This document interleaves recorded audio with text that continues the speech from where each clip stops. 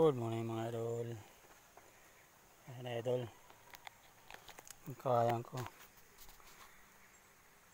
panlugpit yan idol. Sa Tagalog pang-ipit sa amakan na sawali idol. Ayan. Ating atalian ko na idol, baatan ko na idol. Idol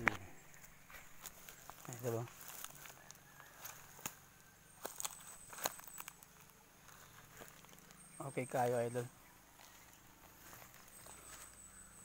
Sakit sa braso. Meron pa ako dyan pamposte idol, no? Yung order ni Pastor idol para sa bakuran niya yung kanyang simbahan doon sa ibabaw. Ayan idol, oh. 8 kabuok na yan puno ng kawayan idol. Magawa po ng pang ano yan idol, pambakod poste. Thank you mga idol, maraming salamat sa mga nagsusuporta sa akin idol. Thank you, maraming salamat.